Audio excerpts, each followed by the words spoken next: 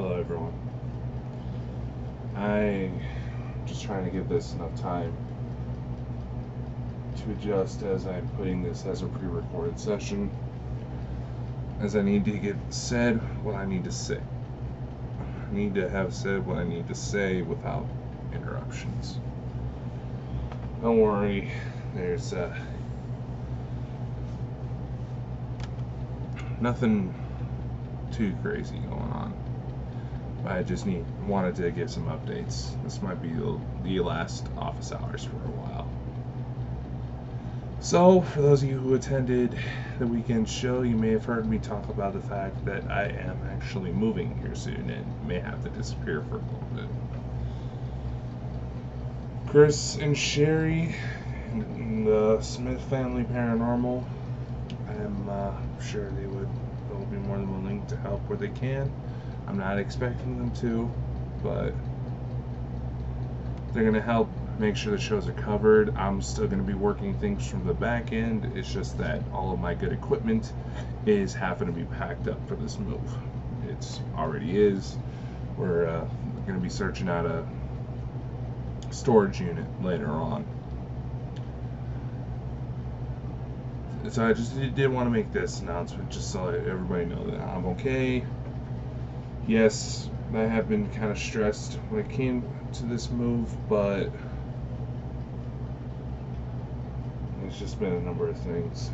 And unfortunately, a lot of people involved started showing very concerning signs where, let's just say, I would have to call in some favors with some of my contacts in order to give people help. I won't go much further into detail than that. But nevertheless, make no mistake, we're going to have some exciting times ahead. Some exciting new projects. Like I said, I'm going to revamp the... Sorry, hearing noises. I'm going to be kicking back up the work on the documentary here soon, once everything gets settled. You can still head on to the main Bonkers website and partake in the audition process, so you can be a part. We want to try to get as many different perspectives here on this. I also kind of wanted to take this moment to kind of elaborate on what the plans are for the documentary, because it does seem there's a bit of confusion. Most of it seems from the fact that people are getting a little bit too excited too early, and you know, I can't blame them. I shouldn't try to be critical of that, because first time getting involved in something like that, it's exciting news, but the process takes time to make sure everything is done correctly. So some of you have asked, has there been any filming done on the documentary so far? Technically, yes. Part of the plan for the talk shows was to reutilize the footage collected from all the interviews to fulfill into new shows down the line without having to constantly work around everybody's schedules and time zones. Sorry, I paused to sneeze. But anyway, basically to repurpose the segments from the interviews for further programs in more of the format you would expect for like documentary specials, stuff you would see on like History Channel with Ancient Aliens, shows like that.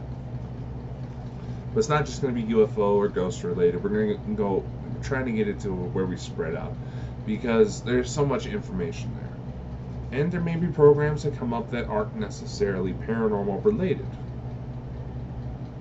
because there's quite a few fields that a lot of what we do in the supernatural, and you can see the cat in the background there. That one's a bit of an asshole. Anyway, a lot of what we do in the supernatural can actually be transferred to several different fields. So that is why We want to try to expand to try to reach out to even more people. It's still at the very core, it's going to be a paranormal based program, but sorry, I'm using a squirt gun on the cat that thinks that he needs to be in everything.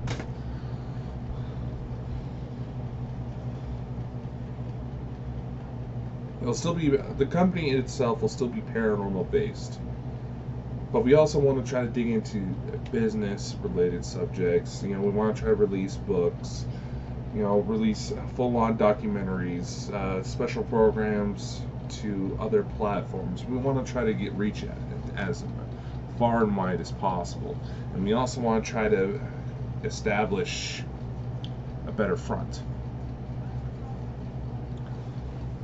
which is part of the reason why for the documentary it's an open invite for the auditions. Now, of course, there's been some of you who believe the trolls, who believe the naysayers, even knowing damn well that there was already a fight going on in place, and certain statements should have probably been taken with a grain of salt, meaning that, myself included, everybody was allowing their tempers to get the best of them. But we are going to be moving on from that, because there's so much drama when it comes to these types of fields. When we become focused on the drama,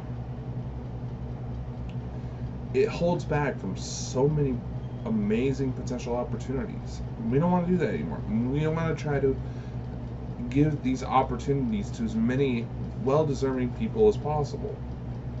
Which is also why with this documentary, not only are we going to be doing that, we're also going to be trying to expand our network. We're trying to integrate more people. And it's not just going to be an open invite. No.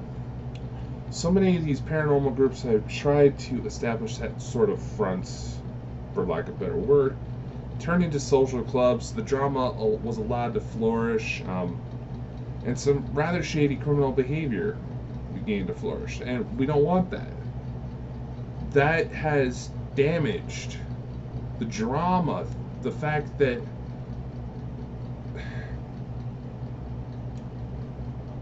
there's the drama, the near criminal-like behavior that damages this field.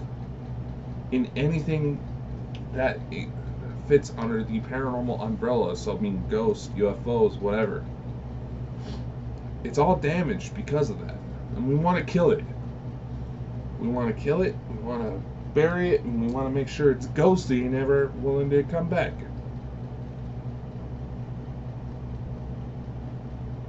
Because as I said before, you don't necessarily get into this type of field without some sort of mental condition in the first place. Usually you don't have some sort of interest in this type of thing unless something happened to you. Now, granted, there's a few exceptions to that rule, and they should not be excluded. Because honestly, there's been experts I've had the privilege of connecting with through this venture who have started losing respect for, because they're sounding like total teenagers.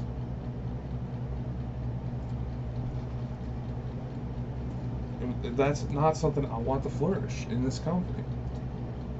I want to try to highlight the human experience, the freaky, the good, the bad, all of it.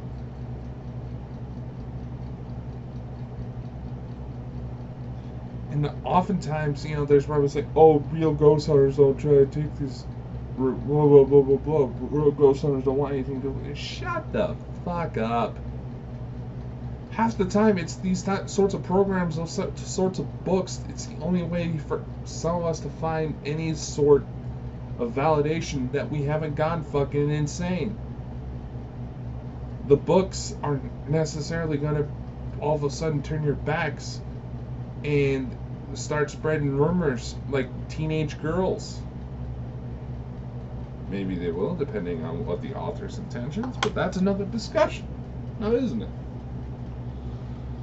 Yeah, no, there's people who I've written poorly about in my books because I was writing the truth.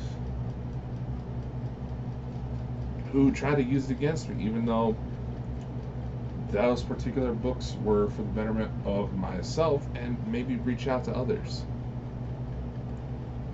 I don't know, it's just the episode we had with Dave Schrader gave me a lot to think about.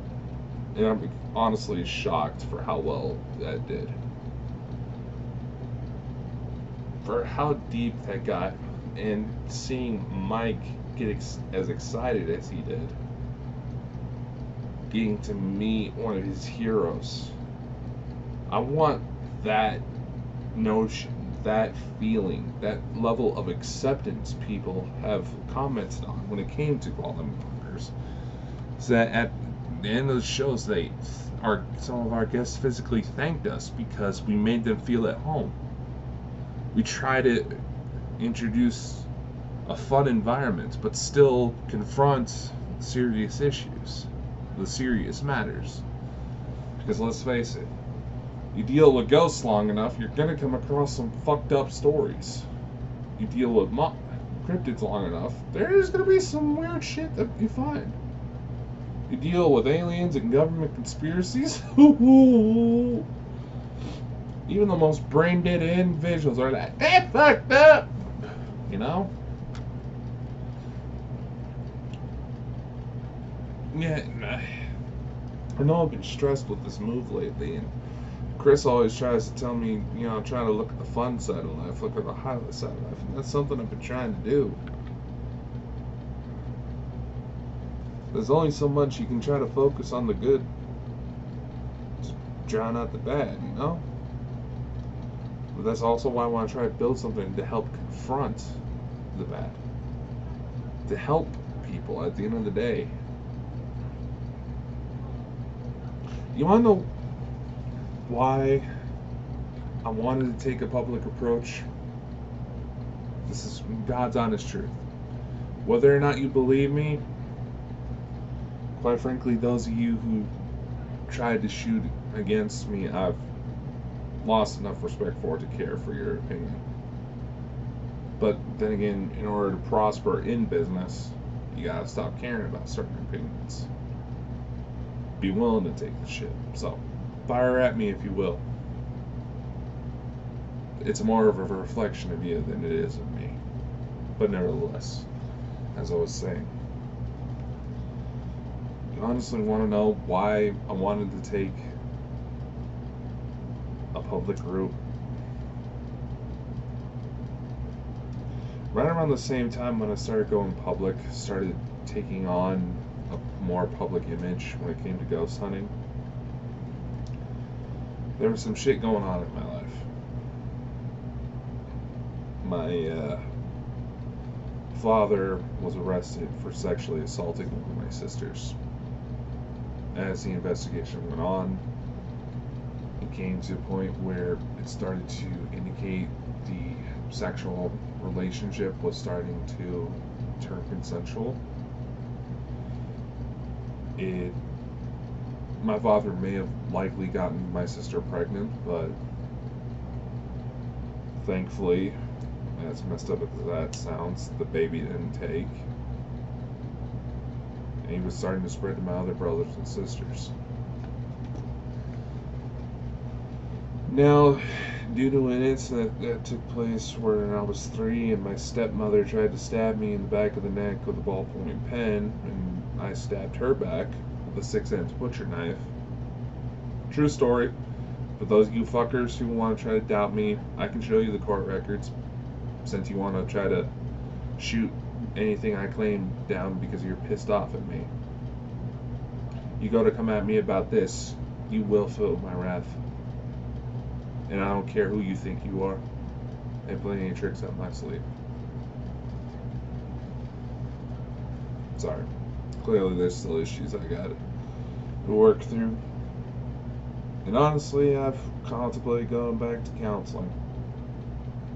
I've been thinking about it. There's a good service, but I usually go through. But anyway, because of that incident when I was 3, I was separated from my father. I could go visit which I tried to do anytime I knew I had a new brother or sister, but I wanted to take the public route because at the time it was starting to look like I was never going to get to see them again. My siblings that were still in that house, I have no full, just to kind of elaborate, I have no full blood siblings. All of them were half brother, half sister type thing, or step brother, step sister, but that's another headache. Because of that situation, they were taken into foster care, and it was starting to look like they were going to be adopted out. I may never see them again. The thing that fucked with me the most was that the youngest at the time, my sister Megan, she was only 6 months old when foster care took her in. I had yet to meet her. So, as my way of trying to cope with the possibility of never seeing them again, I wanted to try to get my name out there as much as possible so that way when they were old enough, it would be easy for them to find me.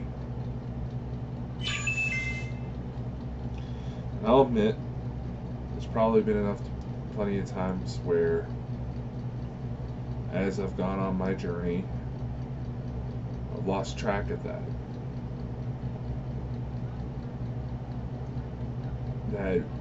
mentality. That no matter what happens in life, there's always still good. There's still always something good. There's still always a new adventure to go on around that corner. There's some sort of new investigation to go about. Some sort of new project you can start. Something that makes you feel alive. So I was so fucking riddled when that happened.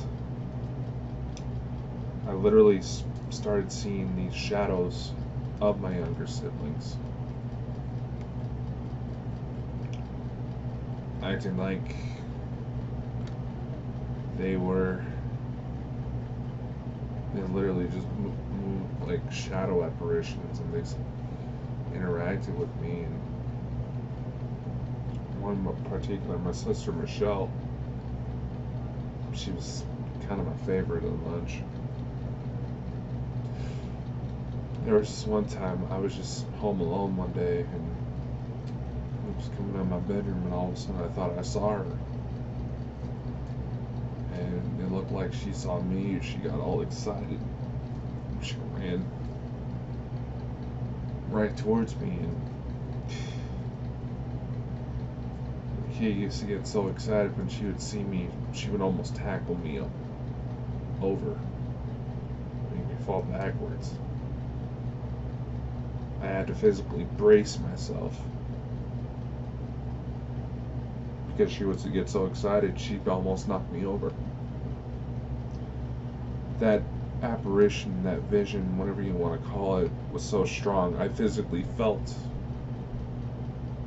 the contact. And it's just like the second it made contact, it disappeared. It felt so real that I started reaching out to whoever I could, fearing that she was dead.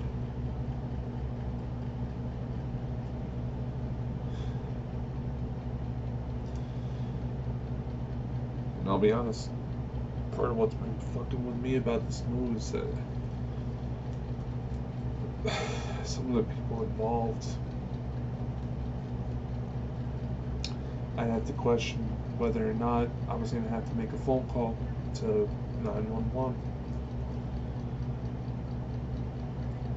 because they would start acting like they were on the verge of hurting themselves,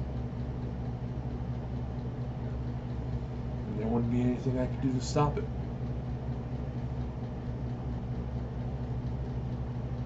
I keep going for the people I've lost.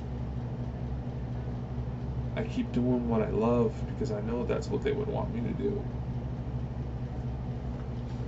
For my fiance, for my late grandfather, even for my siblings, even though it's been forever since I've actually seen them. I do know there's someone in Arizona doing a lot better, which I hoped would happen for them one day, but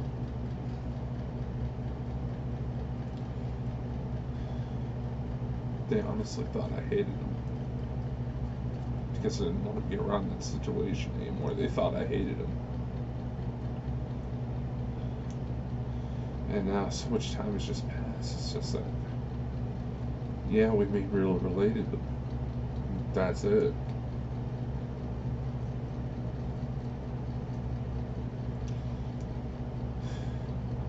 I came on this journey so I knew, just because it was the only way I could think of to let them know, to show them they weren't alone in what was going on. In what that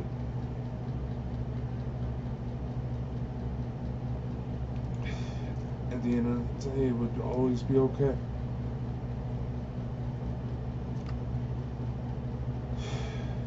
I have to keep reminding myself, and even though it feels like right as I'm building my own fortress, I feel like the rug's being swept out from underneath me, and my fortress is under attack, and I have no weapons to defend the walls. At the end of the day, it will be okay. It has to be. So now apparently there's at least 3 people who I trust more than anybody else in this galaxy.